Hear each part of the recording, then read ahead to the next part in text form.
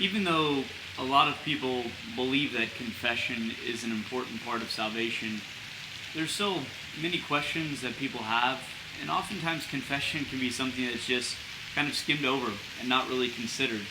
And people don't really know the nature of confession or why it's even required. But the Bible makes this pretty clear for us. I'd like to start in Romans, the 10th chapter. In Romans chapter 10, we find Paul talking about the shortfall of the Jews to obey the gospel. And ultimately, he shows it's because they didn't believe. But in this section, he talks about the requirements for salvation, not only for Jews, but for all people. I'm going to start in verse 8. In Romans 10, verse 8, Paul says, "But what does it say? The word is near you, in your mouth and in your heart. That is the word of faith which we preach. That if you confess with your mouth the Lord Jesus and believe in your heart that God has raised him from the dead, you will be saved. For with the heart one believes unto righteousness, and with the mouth confession is made unto salvation." Paul unites the concepts of belief and confession together in this passage, so showing that both of them are unto salvation. That means in order to obtain, it's directed towards salvation. We don't believe and confess because we've already been saved. We believe and confess in order that we will be saved. Even though we can see clearly in this passage that confession is necessary for salvation, what does it mean, really, to confess? The Apostle John makes this pretty clear for us in 1 John chapter 4.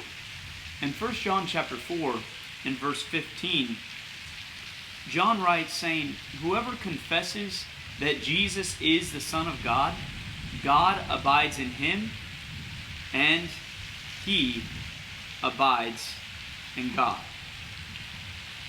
It's important to understand in this text that John reveals to us what confession really is. Confession means that we are speaking with God. Now, some might ask, well, how is that possible that we're speaking with God in this act of confession? Many people just think confession is a simple statement that you make and that's it. But understanding the context here within 1 John, John is showing that God has revealed that Jesus is his only begotten Son, that Jesus is God in the flesh, that Jesus came, died, and was raised from the dead and proclaimed to be the Son of God.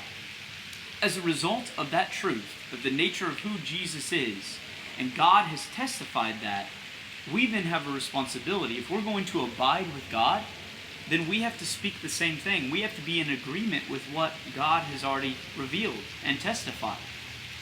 Confession is that action of first believing what God has revealed, but then stating that we agree what God has said and making it, in essence, our own testimony as well.